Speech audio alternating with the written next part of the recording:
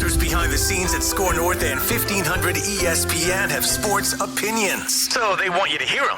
It's the perfect digital sports soapbox to scratch that Minnesota sports itch. This is the SKOR North Taxi Squad.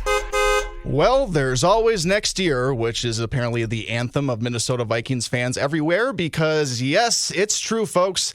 The Vikings will not be going to the Super Bowl, or actually will not be winning the Super Bowl for the 58th straight season. They have been eliminated from playoff contention. The 2023 season is done, and we can now look forward to the reckless speculation in the offseason that is 2024. Welcome into the SKOR North Taxi Squad, everyone. My name is Jason Stormer, along with Artis Woods and AJ Fredrickson, as well as a special guest today, last second, Grant Wenkstern, joining us from myTalk 1071, joining us to talk about the end of the Minnesota Vikings season. How you guys feeling? Are you disappointed that ultimately football is over here in this town? Or ultimately, guys, are you feeling a little optimistic that, all right, it wasn't the Vikings' best season and hopefully they can rebound and have a better 2024? Take it away, AJ. It depends on what they do with this pick that they're going to have, optimism from 2024 depends on what you do in the off season. We all know the multiple elephants in the room. Kirk Cousins, we don't know if he's coming back or not. I know Kwesi has verbally said, hey, I would love to have him back in purple. But then the second half of that statement is, hey, he's got to play ball too. They can't break the bank on a guy who is 35, 36 coming off an ACL tear or Achilles tear, excuse me. Justin Jefferson, he's heading into the last year of his deal, but I think it's fully expected that if he's not extended by training camp and everything like that, that he's just not going to play. We're going to have the same ear infection that TJ Hawkins had prior to this past season. And then Danielle Hunter, who knows what's going on there? I know he also is on tape said, hey, I've been with Minnesota for 9 years. This is all I know. I really enjoyed here. I love the culture with all this stuff. But, just like a kid heading off to college, there's stuff to explore. As fun as it is with mom and dad at home, he might want to see what else is out there and go bunk up with some new roomies out west or out east or something like that. So there's a lot of questions. It starts with the draft, and this is where Kwesi Adolfo-Mensah has been maybe not the best. That first draft class, you look back at it, and it's just cringeworthy. Maybe. And you could say, Jordan Addison, that pick last year was great. Well, given the spot where they picked and the cream of the crop there, Jordan Addison almost was the obvious pick. So it's hard to really what's the saying? Somebody ends up on third and they think they hit a triple. Being born on triple or being born on third base? No. Yeah, exactly. So yeah, it's it really comes down to that. But I'm excited because it should be a very eventful Vikings news filled offseason. So am I optimist about it? No, I'm not sure. Not quite yet. Ask me in August. Grant, how are you feeling about everything? I mean, we haven't had you on the show now since the Vikings-Colts game from last year because you, me, and Artis went to that game. That was fun. The best comeback in NFL history, and it was a whole lot of fun. But, we talked to you all throughout the season. We've been keeping tabs of just how you felt about this team and everything like that, and you've definitely been on this roller coaster with us. So now that the season's over for you, Grant, how you feeling about everything, and how do you feel going into 2024? I do not like how they ended the season. It was very lackluster. I know that we had a tough schedule there and the Packers were playing well. I get that. 2 games against the Lions. It's a tough 3. But, even that Cincinnati game, I wish we would have shown a little bit more, just something to hold on to going into next season. That would have been nice rather than kind of just lay flat like they did the last 4 games of the season, essentially. I know we came up close there for a couple of them, but and I know you're handcuffed with the backup quarterback being your 4th quarterback of the year. So I get that, but it just seemed like we weren't getting it from other parts of the team, and Ty Chandler stepped up there. We kind of got some identity into a running game. Right. But other than that, I just didn't, I feel like they fell flat at the end of the season, which is not the most encouraging thing going into next season. But like AJ said, I agree. It kind of depends on what they do with this pick coming up here because, what is it, 11, you guys? Are we picking 11? Yes, sir. That's one of the better picks we've had in a while. I'm kind of excited about it, but I've also said this to you guys many times. I think that And I personally, I want Kirk Cousins back on this roster for next year. Even if we draft someone that is eligible, I want to see like what Jordan Love did. I want him to like what they used to do with quarterbacks.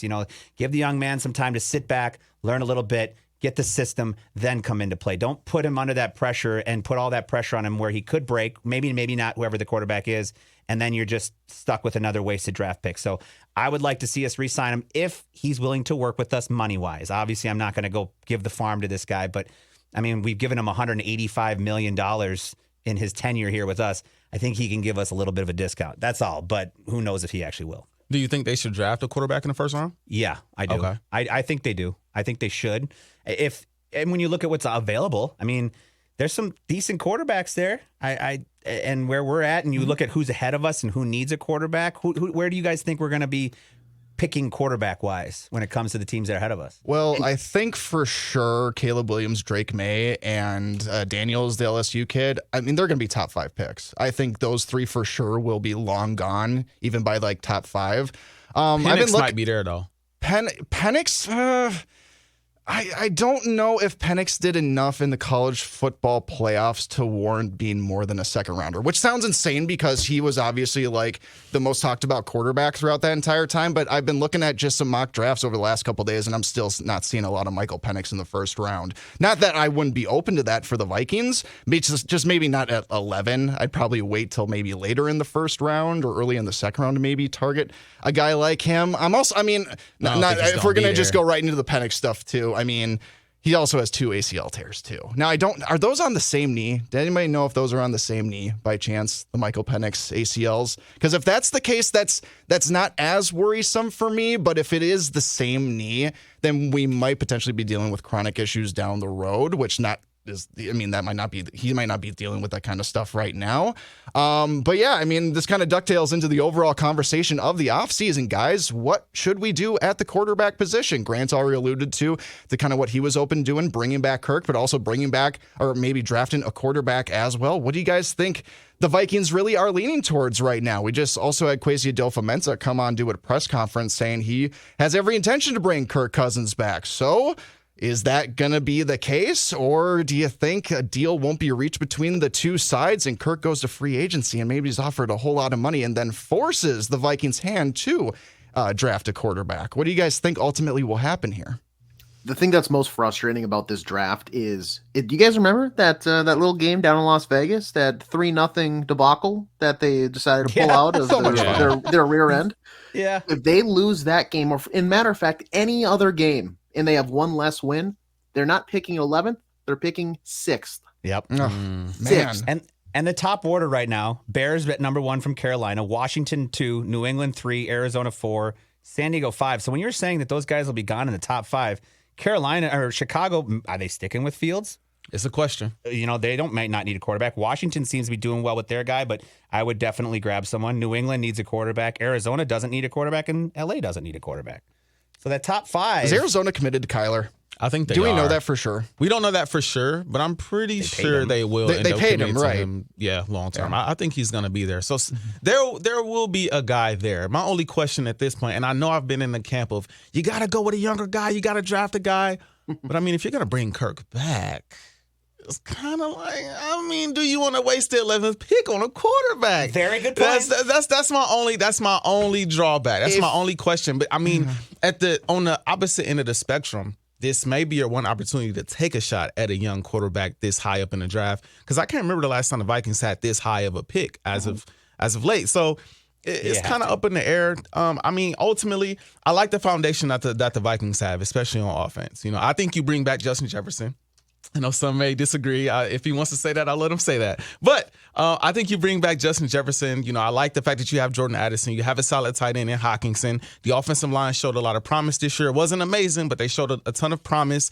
And I do want to see a full season, even though it didn't start the greatest. I do want to see a full season potentially with Kirk or an experienced quarterback as good as Kirk at the quarterback position to see how the season goes, because we saw them kind of pull magic out of the hat throughout the season, even without Kirk and without Justin Jefferson throughout the season. So you can only imagine how they would look for an entire season, all of them together. I think it could be special, especially if the defense can continue to play how it played for a vast majority of the season. I do think you have to improve this defense. Still, I think there's some holes there, but I don't know. I have to wait maybe till after the playoffs to really say what they should do with the 11th pick, because I really don't know. I'm kind of in between on it. I really am. I'm indifferent because I almost want to go defense. I almost want to go defense with that pick. I'm not gonna lie. You're not Hey, AJ's man, go ahead, kill me, AJ, kill me. Take me out. Take me out, AJ. We need cornerbacks, dude, and edge rushers. I'll tell you why you should be dead set, racers blinding on for a quarterback. Because if you bring back Kirk Cousins, you're not going to be drafting this high. He's going to come back and you're going to win 8 games minimum or more, and you're not even going to be drafting close to this again. Not even. And That's true. Michael Penix Jr. just did you a favor by stinking up the college football championship game. He just played bad enough to slide down to 11. You might not even, we were talking maybe a week ago about how they're going to have to package a 3rd rounder and blah, blah, blah, and look to another pick, blah, blah, blah, just to get up to like 6 with the hope that he's still there. He can be there at 11 now. And this guy, I know he's got the injury history and everything, but you know what else he's got? The skill. We've seen it. I'm not going to let one game against the team that went 15-0 on the biggest stage. Granted, it's the biggest stage you want to see him perform. I understand that side of the coin. Yes. I want to see what he does to respond, because you saw the post game press conference stuff. I thought he was pretty well held together. He was still very professional, but from everything we've seen in all the write-ups we have about him, he seems like the guy that's going to use that as motivation to only get better. He's only going to go to an empty dome to work on throwing routes. He's only going to take, more reps to get better, so that when that next time comes around, frankly, I don't give a crap whether he wins the college football playoff or not. I want to see him win a Super Bowl, and that's what he's going to do. He already looks good in purple. Not just skill-wise. Just about to say it. He's already used to it. He just played bad enough and did you a favor. Kwesi, take that favor and run with it, because if other teams are gonna pass on him just because of that, and this movie is terrible. Draft day, Kevin Costner. I want you to on the day of the draft, write down only Michael Penix Jr. Write it down, put it in your pocket, and if you want to call, whoever the linebacker is in that movie, whose name escapes my mind right now. You are going with the guy. You're going with your Ray Jennings. You're going with Michael Penix Jr. That is the guy who will be there, and you're never going to get that chance again while Kirk Cousins is your quarterback. And if you do bring him back, that's a win-win too. Guess who else is pretty solid? That guy, Aaron Rodgers, for the majority of his career so far. I know he had the injury, so we don't really know if he still got it or not now, if he's going to come back. But guess what he did? He sat behind a really good quarterback. And I know Brett Favre is way leaps and bounds better than Kirk Cousins, but you need a guy who's established and good in this league to be able to mentor a young, impressionable quarterback. And that's what Michael Penix Jr. is going to be under Kirk Cousins. He's going to learn. He's going to be a sponge. He's going to absorb everything. Kirk Cousins, I think he knows now, and he was talking in his press conference after the season ended. I want to say it was Tuesday morning. He understands that people are going to draft. There's always the next quarterback. There's always the predecessor, and there's always that plan in place. And I think he's now open, especially following this injury, to be more of a mentor rather than the spotlight guy. He's able to still come in and he's going to lead the team, and there's nobody taking QB1 away from him day one, but he's going to be able to go in, watch film and say, I did this for this reason. You're going to see this read and do this because of this and blah, blah, blah. That's why you need to draft this quarterback now, because if Kirk still wants to come back, he's still going to play. You're going to get to reap the rewards of that, but you're not going to have a chance to get a guy like Michael Penix Jr. next year or the year after if Kirk Cousins is still here. Yep. Ring in endorsements. I think AJ is going to vote for Michael Penix Jr. for president in the upcoming election. Just going to do the write-in ballot right there. Hey, I don't even care what his foreign policy is. Let's go. Hey, AJ sold me. I like I said, I'm still a little indifferent, but what AJ said makes sense. Because again, I don't know if you're going to have this opportunity again. You're not. And I am a fan of Penix. I really am. And I'm in the same camp of like, I'm not going to judge him too much off of the national championship. I'm not. Like, bad games happen. He had a rough game. It was a tough night. But and Michigan is an it was very team. tough. So yeah, Michigan's going to have like 12 players drafted. It's absolutely insane. They're a professional team, and it's going to launch Jim Harbaugh right back into the NFL. Remember when he was almost our head coach, guys? That was fun. That was a whole lot of fun. I'm glad he's Yeah, not. really. Huh? Even after all that, you I've still. told you guys this. Yeah. I have a connection to him. I went to University of San Diego, where he was the head coach the 4 years. His first head coaching job was with University of San Diego, where I was at the 4 years of my first round of college. And all of my friends that played for him, yeah, he knew what he was doing, but they did not like him. Now, this Michigan man, this whole, I understand he can build that culture, so I'm not taking that away from him. But I like the young Kevin O'Connell we got. I don't want an older curmudgeon. And I think he's a great coach. And he's going to probably go to, I say San Diego, but LA maybe. And I think he's going to be great there. But I'm glad we didn't get him personally. That's just my personal. It would have been fun, though. It would have been fun to watch him do the press conference and everything. It would have been a very lively he would have just been a lively candidate. I mean, I think the Vikings didn't really. I mean, maybe after interviewing, they kind of realized maybe this isn't the guy for us. But considering all the curmudgeonness of Mike Zimmer and everything like that, I don't know if they wanted to deal with another kind of older kind of football guy, and that's why we got KOC. And I think we're all still pretty happy with the job that he's been doing so far, even if the Vikings have come down a little bit here in 2023. But guys, I mean, we got some pending free agents beyond just Kirk Cousins. Obviously, he's the big one, but we also got guys like Danielle Hunter, K.J. Osborn, DJ Wonnum, who really showed out really this season for the Vikings before he got hurt. Dalton Reisner, Jordan Hicks, Greg Joseph, who very quietly has kind of quieted down anybody who was criticizing the Minnesota Vikings kicking game, at least towards the end of Mike Zimmer's era. He is an unrestricted free agent too. So, guys, who are some of these free agents that you would like to see prioritized by the Minnesota Vikings in terms of bringing back, and who maybe would you be more willing to let go? And also, this is a total conversation back into Kirk. I mean, you can make the argument by letting go of Kirk. You got more money freed up to bring these guys back. So, what are you guys leaning in that department? Do you want to have all this extra money to sign some of these free agents, to go get some free agents as well? Or, are we okay with the fact that the quarterback position was such a mess for the Vikings that we're okay with paying the quarterback position in 2024? What do you guys want more cap room for? Other positions or the quarterback? Who wants a shot at that list? I mean, man, that list you rattled off. I can go back. I can go back. The KJ Osborn one, I didn't realize. That one's interesting. I don't know. That one intrigues me because that three deep that we got with Addison, Osborn, and Jefferson, obviously the big one, that's a trio I don't want to break up. That one, I mean, obviously the Danielle's the one you want to keep and all those other names, but that KJ Osborn one is kind of intriguing to me. Even though he had some rough games down the stretch. He had some bad drops this season. But he also had some games that kept that, if it wasn't for him, we wouldn't have won. That mid strain when Jefferson was gone, he was the focal point of that offense. I don't think we're going to be able to pay him. I don't either. I just don't think so. Say all that to say, hey, when he's I know that's back. That's a sad thing. And I like KJ too. He's a solid wide receiver 3. And honestly, before the season started, I was high on him too. I wanted him to be the wide receiver 2 of this team. I wanted him to hold off Jordan Addison as long as he possibly could. But Jordan Addison's just that good of a player. And I mean, they got some younger wide receivers too, like Jalen Naylor and stuff like that. And Tristan Jackson had a couple good games for the Vikings too, as well. Maybe some guys that they can grow up on the practice squad and stuff. I don't know if KJ is going to be coming back. I'd like him back, but I just don't see it happening. DJ Wonnum though, despite an oblique that ultimately put him on IR and ended his season. Man, considering the lack of pass rushing besides Danielle Hunter on this Vikings team, if you can find a way to keep him, that is probably, besides Danielle Hunter and Kirk Cousins, the one free agent I would prioritize the most, because you don't have anybody else besides those two guys.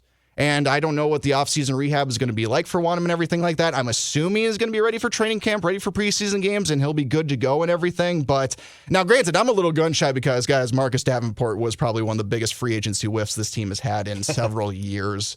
And I mean, what do you do? I mean, granted, like, his injuries are really hard to come back from and everything like that. But the guy kind of disappeared as the season went on. He really didn't do much media availability and everything like that. So I'm all for DJ Wonnum. I really am. I know there's some injury history there right now, but the pass rush is just non-existent with this team, especially if Danielle's gone. If we end up keeping Kirk and we don't have enough money for Danielle, then who is going to run? I mean, Jonathan Bullard was okay this season at times. Patrick Jones, I think Jonathan Bullard actually is also an unrestricted free agent. So no guarantee that he is coming back either.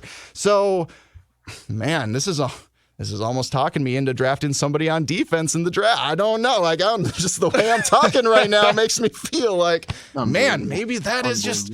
AJ doesn't want anything to hear it. No, you can't. We're not gonna have this number unless we just let Kirk go and we rebuild. This is a deep class. This is true. I mean, this is one of the deeper NFL quarterback draft classes that we have in a long time. But I don't know. Maybe there will be somebody in the second round there for the Vikings. If Penix and Bo Nix, guys like that, fall to the second round, maybe. You did not just say that name. You did not just say Bo Nix. No. The guy that I'm seeing on several other mock drafts being drafted higher than Michael Penix. I'm not I don't know what I'm talking about most of the time. I'm just going off what the experts say. Who is drafting Bo Nix above Michael? Who? I want names. I want names. Yeah, no. CBSSports.com. Oh my gosh. Yeah, I mean, how can we draft the guy that the Gophers beat in the Outback Bowl back in 2019 when he was playing for Auburn? How could we possibly do that? He can't row the boat. We can't have him be in Minnesota, everything like that. I don't know. Now, I'm just speaking from a situation where I just want the Vikings to find their Jalen Hurts someday and find that quarterback in the second round like they did and stuff like that. I'm a romantic in that kind of way. Maybe that could happen for the Vikings. But I am leaning with more towards you guys. I mean, these quarterbacks, even if they're being mocked later in the rounds, I mean, they're such valuable pieces that, players will reach higher and earlier in rounds to go get them. So, yeah, even if Michael Penix and Bo Nix aren't being mocked highly, I mean, I think teams will still end up reaching for them, and they'll be at least top 20 picks. I would imagine. I would imagine. But one guy, I don't know. But here's the thing, guys. Too, this also inspires the Vikings to potentially trade down if this is their plan to get one of these quarterbacks. And I know that Vikings fans are sick of the team doing that. I think the epitome of that was a couple years ago when they could have gotten the safety for the Ravens, Kyle Hamilton, who's been awesome for that defense. They ended up making that trade to Detroit. They took Jameson Williams, and we ended up moving back and taking Lewis Cine, who kind of been a bust so far. Hate to say that word, but I mean, he's barely played in the first couple seasons for the Vikings. So anyway, it's AJ. What were you going to say? Yeah. One guy who is a free agent who is he's kind of flying under the radar for what he did this year for the Vikings, mainly because he came in so late. And this isn't one of the bigger name guys, but I think you can get him back on a decent deal, and that's Dalton Reisner. Yeah, he came in, and heading into week 18, he didn't allow a sack on 412 pass blocking snaps. The main question I have and the main regret that I have for him is, why didn't they get him in here sooner? Yeah. That would have been amazing the first few games under Kirk Cousins, Yeah. They literally had him in the building. That's what I'm saying. And they didn't sign pen him to paper. I don't know what happened there. Yeah. And I know he kind of, and granted, it's the PR tour, so I understand him probably saying these kind words, but he said, he loved it here. He liked the facility. He loved the coaching staff. He loved the guys in the locker room. He loved the feel in the locker room. Yes. And I just don't think that's a guy that's going to break the bank either way. And he performed. You gotta keep him. You have to keep him. I'm with That's you, a guy that I think they should lock that up sooner than any of the other guys. That could be that's a pedestal to, hey, now we move on. You allot whatever money you can, get it as low as possible, because you're going to have other much bigger whale deals that you're going to have to take care of. Dalton Reisner needs to be back in purple in 2024. Mm-hmm. I agree. Yeah, for me, definitely Reisner, definitely Danielle Hunter. To me, that's the biggest one. I want to bring back Danielle because at one point I felt like he could have been a defensive player of the year. I got a lot of, people like, what? But no, he was statistically just dominating on the defensive side of the ball and really was pretty much an anchor for that defense. I don't know how you guys feel about Jordan Hicks. Love him. Great locker room guy, especially too. He definitely seemed to be a guy that was able to lead that locker room and everything like that. And even if maybe his play wasn't as missed when he went down with the compartment syndrome, I think his presence just in the locker room was missed for sure. Yeah, for sure. Brandon Powell is a name I would want to bring back. That's what I was just looking up. I was just looking him up. In a weird way, that's the name I want to bring back. He's a guy I want to bring back. Yeah. He flashed a lot, in the absence of Justin Jefferson. He flashed a lot, made a lot of plays. Took a lot of hits. Took a lot of hits. Tough guy, reliable hands. I mean, he's not the greatest of the greatest, but if you're not going to re-sign KJ, he's a perfect. Honestly, that was going to be my next point. I don't think KJ had a better season than Powell. I mean, I really don't. I mean, maybe statistically the numbers are there, but in terms of the reliability, I thought it was pretty equal between those two guys. So Powell's going to be the cheaper guy no matter what. Yeah. Let's just not line him up for tush pushes, if you don't mind. Let's keep Brandon Powell out of that particular player. Yeah. Well, one guy I kind of want them to let go is Johnny Munt. Really? The backup tight end? I just don't know, man. Like, is he costing us a lot of money? I don't know, think so. but let him go. Like, he's just like, he's really not productive to me like that. I don't think his hands are very reliable. Like, I don't know, and it's no offense to him. I just don't know what he does good enough to make. I don't know how much money he's making. It's just full disclosure. I just have the list of free agents, and he's one that popped out, and I'm like, Johnny, let him go. Let him go. You could put somebody else in that spot. Maybe draft a tight end late in the draft, maybe, and fill that spot. I'm just not a fan. I'm not a fan. Man, that's one name. I hope you don't run into. Yeah, I hope you don't run into him at like the grocery store or something like that. I say, look, no offense, man, but you just don't flash. You just don't flash. You know what I mean? Like, he's not a top priority. Did he have one catch? I think on Sunday he had a decent. He had a decent grab on Sunday, but that was I think that might have been. Didn't he have a really bad fumble earlier in the year too when the Vikings were just on their fumbling? Kansas City, I think, wasn't that? Was it Kansas City? The first drive on Kansas City, something like that. Is he number 84 for the Vikings? No, that's Josh Oliver. Josh Oliver. Although that number should be retired because that's Randy Moss's number. It's a travesty that Vikings players can still wear that number. Anyway, I'm done. He should be. Yeah. He's a guy that I just. I'm just not. What if the Eagles signed Johnny? I'm not a fan. I'm still not a fan. I'd be disappointed. What are we doing here? I'm not a fan. I don't think he would do that. But yeah, I mean, those are the names for sure that pop out to me for sure. Definitely agree on DJ Wonnum too. Those are the names for me that for sure pop out though that I would want to re-sign. And then you got the draft. You got other guys that'll pop up in free agency that'll be available. And that's just the bummer thing. I didn't even look at like upcoming free agents across the NFL just because I just assumed I believe 36 or $39 million worth of cap right now for the Vikings. I just don't expect a very a vibrant free agent spending spree for this team as it currently stands. You could upgrade the corner position though. You have to upgrade. If you don't do that through the draft, you have to do that through free agency. Because I was very high on Byron Murphy coming into this season, and I do feel like he had moments. But for the most part, man, like, guys were gashing the Vikings on the outside, on his side of the field. And it wasn't a pretty sight. I thought Byron was a guy that could maybe even be a guy that shadowed top-notch receivers. And I'm not saying I viewed him as a guy that could shut a receiver down, but I viewed him as a guy that could come in and, make some noise, make some plays, get some PBUs, some interceptions, and make big-time plays. And I'd have to view the numbers, but just going off of a broad kind of thought process on how I viewed the season, he's another guy who didn't flash nearly enough for me this past season. I don't know how y'all feel about him, but he didn't flash enough for me this past season. There's gonna be some guys out there, guy from the Bears. I'm blanking on his name right now. He'll be a free agent. Which position? Johnson, corner. Jalen Johnson? Yes, Jalen Johnson. And I don't think things are great with him in that organization. Exactly. I don't think a long-term contract has worked well for two sides. That's definitely a name I would definitely reach out for if we can afford him. Yeah. I mean, let's see what the price tag is looking like. We need to see what the price tag of Kirk Cousins is going to be first. And that's a great point, and we don't know that. We all sit here and we talk about we're not going to have money because Kirk's going to take all this money. Maybe he's not. Like I said, we gave the man $185 million. And he made $45 million in Washington. That's true. But he's never been the guy.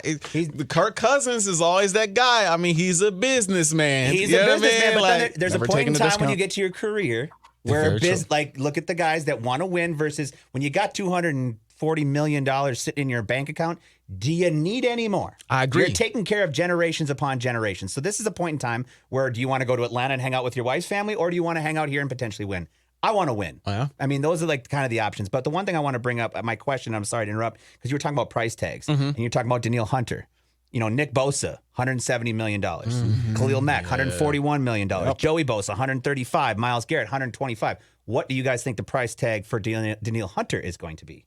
Throw those numbers out there again. We got $170 million for Nick Bosa. Each one's $100 million, right? Yeah, $141. It's going to be for that Khalil for sure. Mack, Joey Bosa, $135. Myles Garrett, $125. I think he can get to at least 100. I think. Yeah. I really he will think be at least like 110, and you would hope that over he 5 signs years for that. You would hope. I mean, because he's not Myles Garrett. Like he's really good, but he's not 125 Myles Garrett good. but I could see him asking for a number because he might not be that good, but what he means to this defense is worth that amount. Yes. So I don't know. I would guess somewhere between 110, 120. That would be my guess. You'd have to hope that he's like, okay, I'm cool with that on the low end, opposed to, no, I want 125, I want 130, because I might not be him, but I am him to this team. He's 20, and that's the, He's 29 years old, and this is going to be, his first big contract, right? Yeah, I believe Because so. his agent screwed up his first one with the Vikings. With the Vikings, yeah. So I don't think he is going to be taking any pay cuts. But, I don't know. What do you guys think? I'm just looking around right here. I'm just looking online for Danielle Hunter contract projections, and I'm seeing actually a lot of 3-year deals. Surprisingly, for like $65 million. Oh, I could do that. I could absolutely do it. That's more than num. Yeah, that's about just a little over $20 million a year. But again, considering how premium pass rushers are in the NFL, Danielle's going to go to market. Like, he's not going to sign a straight up extension with the Vikings. He's going to go to market, and I feel like he can do better than that. I really do. Just because I don't know who else is really on the market for premium pass rushers. I mean, these guys just don't really come on, like guys like Danielle just don't get out there that often. So if we're worried about somebody throwing the bag at Kirk Cousins, I actually would tell Vikings fans be more worried about the bag that's going to be thrown at Danielle Hunter. 100%. Because you probably have an easier time of bringing back Kirk Cousins. You can get things financially to work out a little bit easier that way. But Danielle, I mean, he's already been through the ringer in terms of just not making the adequate amount of money he probably should have been up to this point in his career. So he's just going to want to make as much money possible. But on the flip side of that, did all the out-of-season press conferences saying, I want to be back in Minnesota. I love it here. I've spent my entire time here. I don't know what anything else is outside of Minnesota. So, again, we just don't know truly how much Danielle is actually chasing dollars or if he's just trying to keep things comfortable in his life and everything like that. And then you just really don't know what the intentions of a player are every until time they do it. Every time a big-name free agent comes up like that, they always want to reset the market, and I'm hoping that that's not the case. I'm hoping that that's not the case. I don't know if because Danielle he could can. be like He could. Do we think Danielle can reset the market? TJ Hawkinson was able to AJ. reset the market. I want to hear AJ. He just shook his head pretty adamantly. What do you think? I like if he was the player that we saw like a few years ago, yes, absolutely. But when like a TJ Watt or a Nick Bosa is out on the field, I'm like, this guy is absolutely getting to the quarterback. okay. I didn't feel that same aura, that same like intimidation. Like he was playing against little kids, like he's getting stopped more than I anticipated this season. So reset the market. No. Is he a bad player? Not at all. He's fantastic. But is he reset the market type of player? Depends on how good his agent is. But like, think about, I'm about to say, like, think about how many players aren't reset the market good, but reset, like TJ reset Cole the Kmet market. just finessed the tight end art market. So that's what I'm saying. Like, I mean, granted, you just never know when it comes to I think they always play on their value to the team or their value to the organization. Because we all sat here and said, no, TJ Hawkinson, he's not, Kittle. He's not Travis Kelce. He's not this. Kirk Cousins, he's not. And then all of a sudden, he signs this mega contract, one of the biggest contracts in history. Oh, my goodness. And it's like, wow, congratulations. Like, you just, I don't know, man. let me answer it like this then. Do I think he is? No, but will he? Maybe. Yeah. That's a coin toss. It's either going to be really close or he will, I will say, just as a quick turning point here, I'm probably going to skedaddle, catch Jesper Wallstad's first career start in the NHL. The Great Wall of St. Paul. The Great Wall of St. Paul. But gentlemen, I bid you adieu. Don't you ever say that Bo Nix is going to get drafted above Michael Penix again. We almost need to make a bet. And So is the bet that Bo Nix gets drafted before Michael Penix? Yeah, because that's not happening. You gonna take it? Look How much you want to do? He's pondering. How much you want to do? I'm Christian pondering over here. What do you want to do? This way. Some scratch? I just don't. $20? $20. AJ's $20. I cannot believe he's really $20. like, If you want to give me $20, then yeah, absolutely. Happy to support your financial endeavors, AJ. No problem. All right, it's a bet. Yeah, shake on it. There we go. All right, it's a bet. All right. There we go. Good stuff. Witnessed All right right. here. Yeah. I'll see you guys later. All right, man. AJ. See ya. Enjoy the game. Oh my gosh. Yeah, Yeah, that was that's that is the first bet placed on the Taxi Squad. Is that legal? I don't know. That's a great question. kidding. Great question. kidding. Great I don't know. question. I've heard other shows place bets on there, so it's okay. Yeah, gentlemen. I'm bummed that football is gone now. At least Vikings football is gone. I'm like But the you, best Grant. football's here though now. This- Playoff. The reckless NFL playoffs is speculation. here. Yes, that's You're true. right. I agree with you, Jason. I miss Yeah. the Vikings not being on Sundays, but now we've got football Saturday, Sunday, and Monday. What's with this Monday Which night football? I am not all season. Okay, excuse me for a second. I do not like After this, this, but I let's got another thing to rant about, but please, go on. the Eagles fan. I just don't, and I don't want to make this solely about the Eagles. I just want to say I don't agree with the Monday night playoff. I don't game. either. It makes no sense don't- because you put whoever wins at a disadvantage, especially if that team who wins has to travel, which both teams will probably have to do, whether it be Tampa Bay or Philadelphia. They'll have to probably travel to see a San Fran or see a Dallas or maybe see a Detroit Lions. It makes no sense. And in the case of Philadelphia, I mean, they've had primetime games all year. They played Dallas on short rest. They played San Fran on short rest. It's just like, when does it stop? Like, playoff games, since I've been born, since I remember watching playoff games, it's always been Saturday, Sunday. Saturday, On Sunday. two networks. On two networks. Yeah, it I know was what you're gonna talk always about Fox and CBS, but please continue. It's just know that's what you're my gonna- I know point. you know what I'm It gonna makes talk no about now. sense because it puts you at a disadvantage. Now, one could say, especially with both teams being kind of riddled with injuries at different key positions, it does help in the moment that they get that extra day to rest and recover, and all that's perfectly fine. That's cool. So you could look at it on the bright side. But it's a playoff game, man. Guys are going to come out, probably a little banged up, probably a little sore. And to not have as much rest as your opponent in a playoff game, I think that's absurd. I genuinely think that is absurd. If you're going to do that, okay, make whoever wins that game, they play on the next Monday then. Don't make them come back and play on and I know they wouldn't do it on a Saturday, but don't make them come back and play that following Sunday. Especially, and they're on the road. They're already at a disadvantage, and it's a disadvantage both teams. It's your fault you're at a disadvantage because Philly could have had the one seed. They could have won their division. And same thing with Tampa Bay. They could have had a better season and had higher seeding. I understand all of that, but you're already at a disadvantage because of, you're playing a better team. Let's just be honest. And you don't have home field. So you can't stay at home. You have to travel. I just think it's not fair. Even though you guys do get an extra day of rest for this first playoff game. That's did mention that. That's cool. That's cool. Okay. But Sorry, I mean, I missed that part. I would Yeah. I would much rather just, you just played on Sunday. You play again on Sunday. I would rather keep the regular schedule opposed to let's trade a rest day and then take away a rest day. Like, come on, not for the playoffs.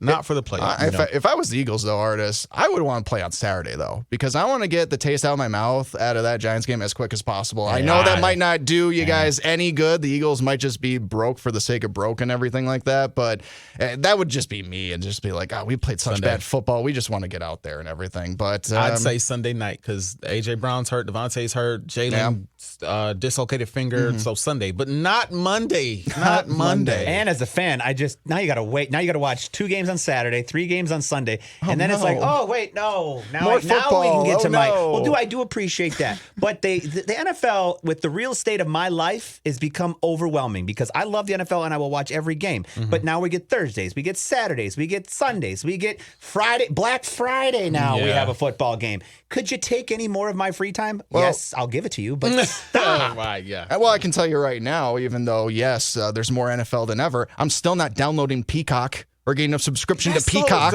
Why on earth are you putting the Dolphins and the Chiefs on streaming exclusive? What are you doing? You. I in know front. why. I know why. I know you know why. The Swifties. They are going to, and this is as stupid as it sounds, but the Swifties there's a reason why Peacock paid for the Kansas City game. Yeah. Because the eyes that want to be on Taylor Swift, and now the amount of people that'll be like, hey, Dad, can you get this prescription or subscription to subscription to Peacock because I want to watch a Kansas City Chiefs game. You know how many people are going to download free trials of it. Forget that they got the free trial. They're going to make so much money. And if there was one game that people's and I love every other team in this playoffs, but Kansas City for the most part. But the eyes are on them, and the watchers and the Swifties come in drones, and they will bring money. So I don't agree with it, but that's exactly why they did it. I know it's just disappointing because obviously you can't ignore the whole Taylor Swift phenomenon that's taken over the NFL and everything like that. And I'm just trying to think of this as a football fan wanting to watch a good classic All-American football game. Yep. This is one of the best playoff matchups you could have asked for in the wild card round, and you're being handicapped by putting it on the streaming service. I thought, because it seems like such an experimental thing to do. Maybe it's not because the Prime Video thing's been a thing for a couple years now, but you'd think they'd make the earlier Saturday game, the Peacock game or whatever, just because that's Browns and Texans. Like, no offense to those teams, but that seems like a more experimental trial that you could do this kind of thing, not Chiefs Dolphins. You have Tyreek coming back to Arrowhead for the first time and everything like that. And just, I agree with you, Jason, but I'm telling you. It'll make so much money for the NFL. I get that. But I'm not enough of a diehard of this league where I'm not going to get a Peacock subscrition because of this. You can get a free trial. How much? And cancel it after a week or something? Yeah, that's what I'm saying. That's all they do. They're going to get people to get free trials who are going to forget, and then they're going to end up paying for it, or they're going to get people to get it just because. But I wish it wasn't this game. I just, how much money is too much money? I don't know. Ask Kirk Cousins. Ask Kirk Cousins in the offseason. It's like it's so the NFL already makes you made so much money this year. They print it. Oh my gosh! But you guys know that this is their model. I mean, look at how they're and this is we're kind of, I think, going off a little bit here, but you look at what they're doing in Europe. You're looking at what they're doing in Germany now. I mean, they are making this marketing this as much as they can. This is a machine that will eat up as much money as it can for as long as it's around. So this is no change. I mean, we saw this when they put games on YouTube last year to test out because they were going to put DirecTV NFL Ticket on the market. I also thought it was very interesting that they had the Christmas Day games this year when we all know that that was kind of reserved almost for a number of years for the NBA. The NBA was known for the Christmas Day games. But it's just the way it's And I think that was just a schedule thing. And I think the NFL has already said, look, even if Christmas Day in the future is going to be on a Tuesday or Wednesday, we're not going to play games. That's asking too much of your players. If it's a Thursday, they will. Although it was a hit, they had 3 games on Christmas though, and I didn't watch a single second of the NBA on Christmas Day. And normally, growing up for me, that was kind of a tradition to watch the NBA on Christmas Day. At least have it on the background the whole time, kind of like football on Thanksgiving. But over the last couple of years, the NFL, and I don't blame them. I mean, why not cash in on Christmas Day? Everybody's home unless they're literally at the game watching it in person. I just think the NFL is something else. Let's just leave it at that, man. It is. But hey, we're here talking about them. Yeah. This is what they want. We're gonna watch. I mean, no matter who advances next week, watching that Dolphins what Chiefs happens, game. and I'll give you my Peacock. Oh wait, that sounded bad. Hey-o! Rewind. Moving on. Anyway, we gotta wait till the camera's off, buddy. Oh my god! But thankfully, football fans, I think that is the only game that is actually streaming on Peacock. Yep. I mean, I think any game that's on NBC, you can also stream it on Peacock by default, but it's not an exclusive thing, or anything like that. It's just Was there even a regular season game that was a Peacock exclusive? Yeah, there was one. Does that sound familiar? The Black Friday game, wasn't that a Peacock exclusive? And Miami played in that game too. Or was that Prime? Was that also It might have Prime? been Because Prime. there wasn't a Thursday game because of all the Thanksgiving Day games. Prime didn't have a normal Thursday game to play, so they took that Black Friday game. I didn't need to take games off Prime too, because this whole year, every time I try to tune into games on Amazon Prime, it was staticky and jumpy and glitchy and. I didn't watch a single game on Prime this year. Not a single. I don't have a Prime subscription anymore. I canceled it, even though I'm going to have to renew it so I can watch The Boys and Invincible here pretty soon.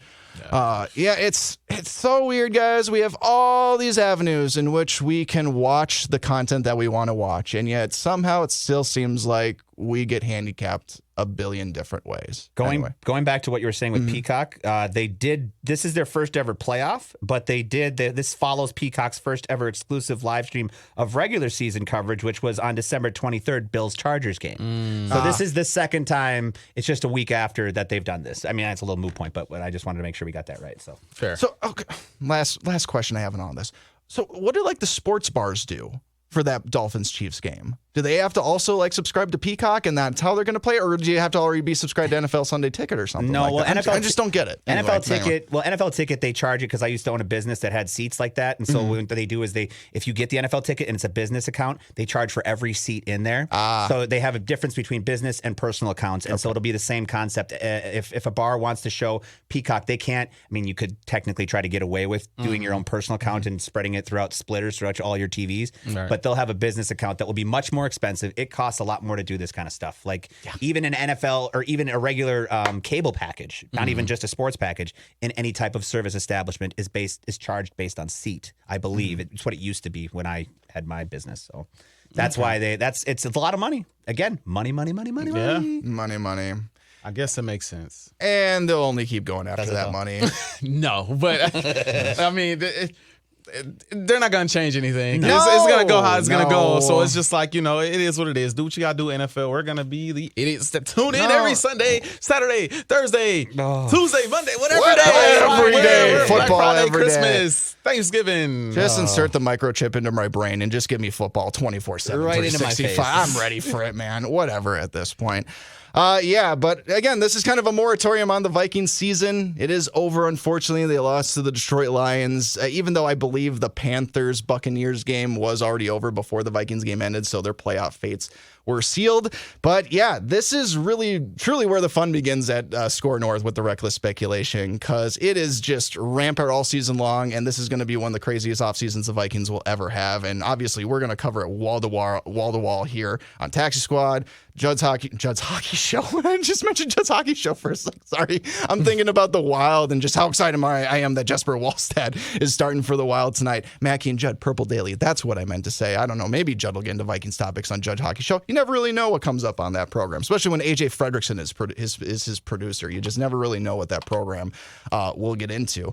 But gentlemen, one season may end, but other seasons are still going, including the Minnesota Timberwolves, who just continue to find ways to get the job done. Maybe a little bit more of a shaky week with losses to the Pelicans, as well as, I'm completely blanking on the other team that we lost to this past week. Dallas, thank you. Because Kyrie Irving and Luka back. 35. They both put up 35 points. When you get 70 points from two guys, that was a good game. I mean, that was a game I'm okay with losing. It was like the Phoenix game earlier in the season after we beat the Clippers.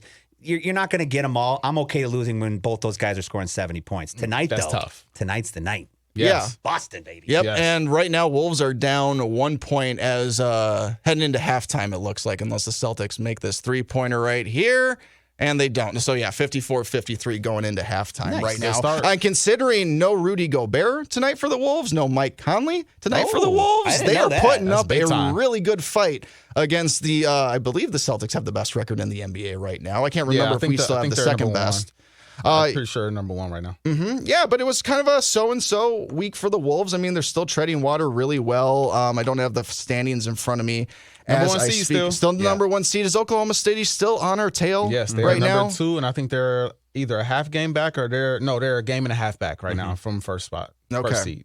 So you got a game and a half lead, which is not a lot, especially just early in the season, but you're number one. That's what matters. You're number one right now. But I'm just kind of thankful that now that the Viking season is over, even though that we're bummed about that, we can now fully invest truly into the Timberwolves and even the Wild season as well. And considering this has been one of the most exciting Wolf seasons that we've had in a long time, I'm excited to do this. And now I can start really like picking it apart. And honestly, guys, one thing I'm just kind of worried about, even though there's not a ton to worry about for this team right now, is kind of what's going on with the bench at the moment. More than anything, just the lack of offensive efficiency right now. I believe the bench right now for the Wolves is 24th in offensive efficiency right now. And I'm just wondering if we need to expand our rotation a little bit more. We've been rolling with this 8-man rotation for quite a while, with our bench players being Nickeil Alexander-Walker, Kyle Anderson, and Naz Reid. I don't know. I'm just thinking maybe we need to expand that a little bit, maybe get that more closer to a 9 or a 10-man rotation. I know that right now Jordan McLaughlin is kind of forcing things a little bit, forcing the hands of Chris Finch right now, and that is exactly what the Wolves need. Even though if McLaughlin maybe has been pretty streaky through most of his career up to this point, the Wolves just need a little bit more production from the backup point guard position. We've been talking about that for quite a while now. Shake Milton really hasn't been exactly as advertised as what the Wolves thought they were going to get this season. can, but Jordan McLaughlin, in many situations that he has before in seasons past, may just be the little energizer bunny that sparks a little bit more from this offense. But this is nitpicky kind of stuff because this is a 26-10 team, and it's even hard to contemplate. Like, you even fathom that the Wolves are even at that point. Right? But if there's one thing I'm going to be worried about, it is the bench scoring, especially if a playoff team, when that time comes, is able to neutralize Rudy Gobert and Karl-Anthony Towns, which we've seen before in the playoffs. And they're playing great right now, by the way. They just had a fantastic game down in Orlando together. They are pairing really well on the court. But if, God forbid, the same kind of issues that we saw with them on the court together happen in the playoffs, we need this bench to be at a much better offensive efficient rate. Otherwise, I don't know. The Wolves are looking at a pretty high seed as of right now, but they might get tested really, really tough in the first round if they don't figure this out and figure it out soon. Well, no matter who they see in the first round, they're going to get tested. Yeah, the West is... But more than I would like them to be, maybe. Yeah. I don't know. I mean, these are luxuries that we're talking, and obviously there's still plenty of the season to go, and maybe the Wolves fall back a little bit. Maybe their youth catches up with them and something like that. But it's just something to keep an eye on right now. Plenty of time in the season to change things up, but it is definitely something that could hurt them in the playoffs. And at this point, guys, I'm expecting them to win in the first round, no matter who they're going to play. Yeah. And I want, and this may be wishful thinking, but I want a pretty efficient series that's done in 5 or 6 games if possible. But if you don't get this figured out, and if Cat and Rudy get neutralized like they did again, then we're going to get pushed way harder than I think that would be at Wolves fans' comfort level. So I appreciate that concern. But I'm going to tell you this. I'm taking this because, 2004. It's been 20 years. I'm just going to enjoy this damn moment. Yes. I agree with you, Jason. Those are all concerns. But, right now, we're tied with Boston going into... I mean, every game now is tight. They're fun to watch. It's pretty much the same team we had last year, which is why this is so surprising to me. It's like the Mike Conley thing, obviously, you probably have talked about this in the past. That Russell trade for Conley has really made this team mature quite a bit. And I think he's a crucial aspect to how this team has developed. I mean, obviously Anthony Edwards is amazing and all this stuff, but I don't know. I'm enjoying the moment, and you know what? If we get past the first round, I'm not trying to be typical Minnesota here, but we were the only team that beat Denver in their roll through the playoffs last year. We were the only team. And Denver talked about how much Minnesota was such a tough opponent for them. And so let's take it. We're number 1 in the West right now. I got goosebumps just saying it. Yeah. See, here's the thing. I was you just now throughout the entire Vikings season. Yeah. When the Vikings were distracting me and I could just take the Wolves as gravy and everything like that. But now that the Vikings are over, I have nothing left. I have nothing to criticize, and now I'm going after the Timberwolves. It's very unfortunate. It speaks to my personality more than anything. No, I think your concerns are very valid. They're valid. Yeah. I agree. Our bench is slowing down. It was strong in the beginning of the year. I feel like it's our bench just was an 8-man rotation. I don't know. It's just, and I know lineups have gotten that much small, and not in terms of size, but in terms of just how many guys you have in your rotation. I understand that's kind of how the NBA has become, especially in the playoffs. You limit those rotational guys even more, but it just, I feel like we could open up a little bit more opportunities, especially with this gaudy record that we've already accumulated up to this point. Maybe Chris Finch can be a little bit more experimental and getting more guys out there and giving them more opportunities to make this more efficient. This is what I will say, guys. Yeah, we got get something in here. Drop it in. Get something in. Like Grant said, still kind of early in the season. Mm-hmm. I am one who understands the importance of the backup point guard position. I get it. If you can upgrade there, great.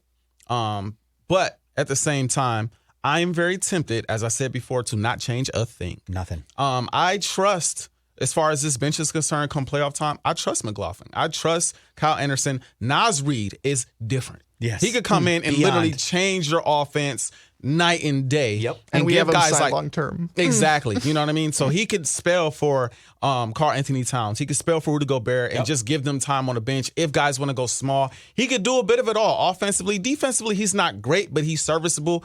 And I think he can play really well with a small ball lineup. So I personally wouldn't change anything until after the postseason is concerned. And Jason, I know you don't want to hear this, but depending on the matchup, I still think that it's such a mental hurdle getting over the first round at this point that no matter who you see, it probably will be a challenge. Sure. I think it's a good challenge, though. Yep. Because anytime you're trying to get over that type of hurdle, it's going to take a bit of time. You're going to make mistakes. You know how I feel about Chris Finch.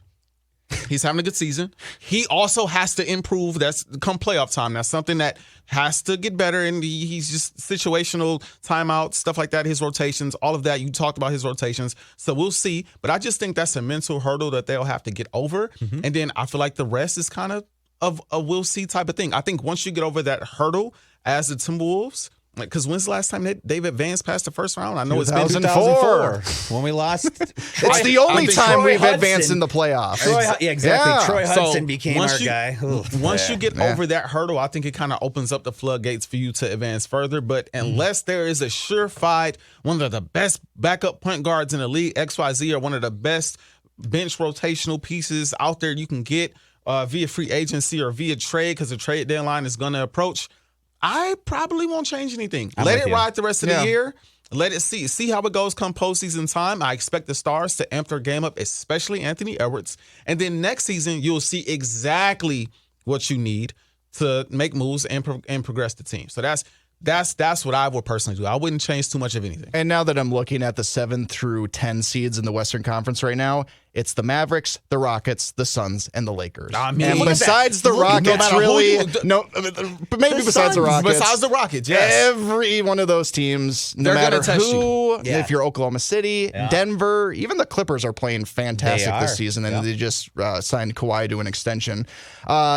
Okay, yeah, I recant that a little bit, looking at the standings, just because, yes, Phoenix and LA have their issues. They might still continue to have their issues going on to the season, but I still expect those teams to make the playoffs just based off the star players that they have. And once those star players are in the playoffs, you're right. They are not going to be easy bounces. No. Kevin Durant, LeBron James, Luka Doncic, and whoever is maybe on the Houston Rockets if they want to give us a good fight. So, so we'll just have to see what happens. Let's take a look at the schedule here coming up for the Wolves in the meantime over the next week before we talk to you guys again. That's not the right schedule. My browser fell. All right, now I got it right here. So they're playing Boston right now as we speak, but then things lighten up just a little bit, guys. Portland, they got to play the Clippers, who again, that's not an easy task whatsoever, but that game's at home. But then they get Memphis and Detroit after that. And so there's might be a little bit of a break in the schedule here. They've played some really daunting teams up to this point, and they've been able to tread water, even if, maybe the Wolves, sure, they're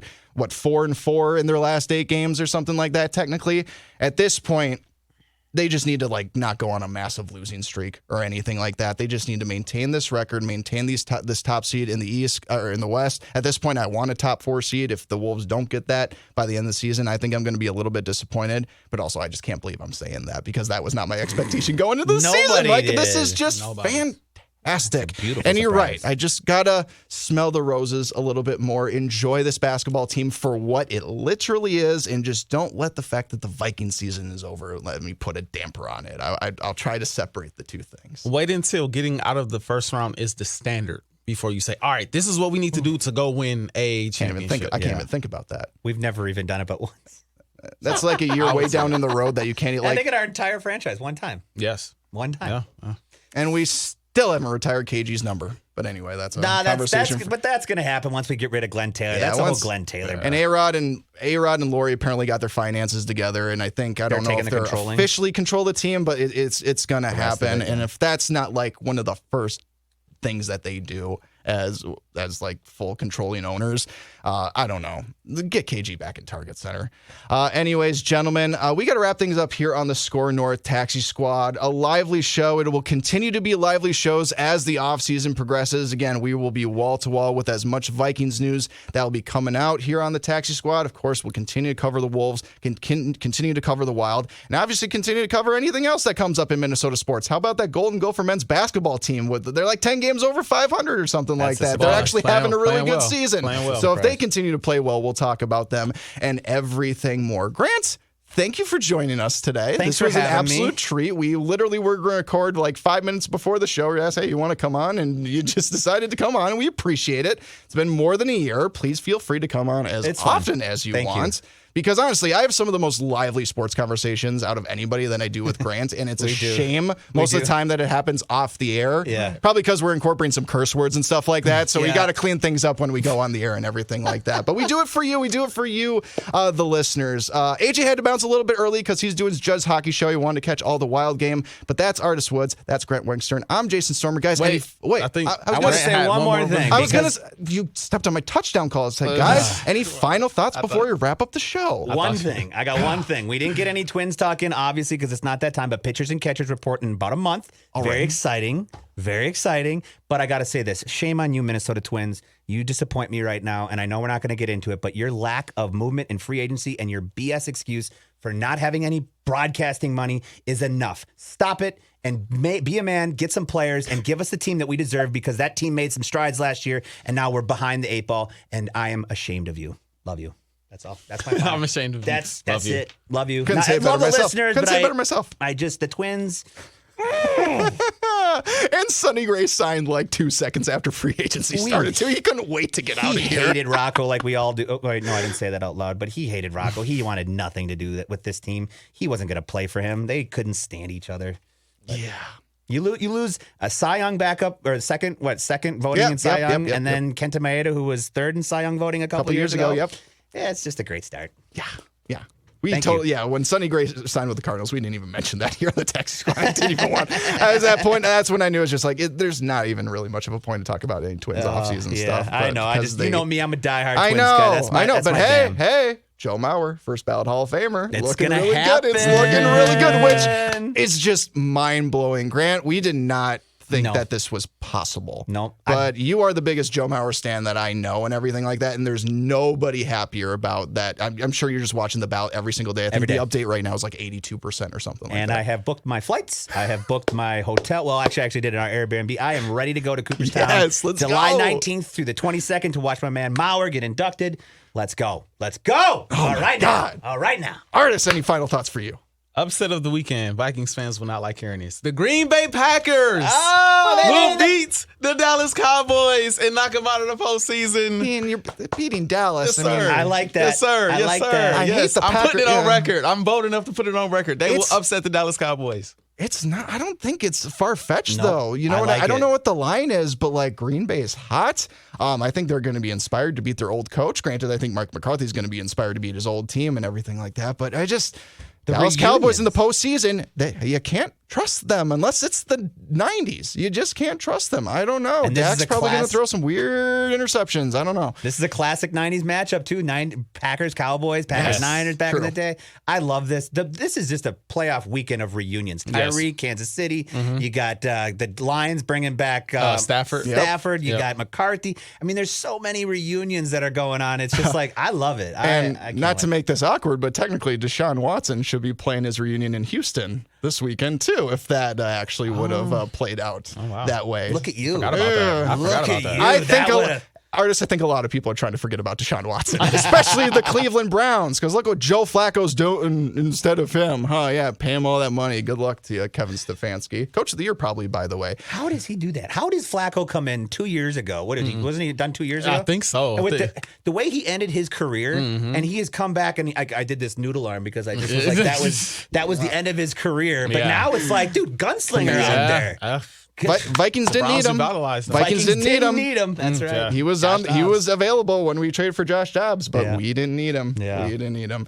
All right, we got to wrap up Taxi Squad, everyone. Thanks so much for listening and watching. My name is Jason Stormer. That's Artis Woods, and that's our special guest, Grant Wenkstern. Thanks again for coming on, buddy. Really appreciate it. Thank you. Let's see. Where can you find this lovely podcast? Oh, yeah, SKORNorth.com, the SKOR North mobile app, Apple, Spotify. You want to see our lovely faces, though, you can check us out on the SKOR North YouTube channel. Again, my name's Jason Stormer. Artis Woods, Grant Wenkstern. AJ Fredrickson had to leave a little bit early, but he will be back next week as well. And until then, have a wonderful week, everybody, and we'll talk to you next time on the SKOR North Taxi Squad. Take care. Bye-bye.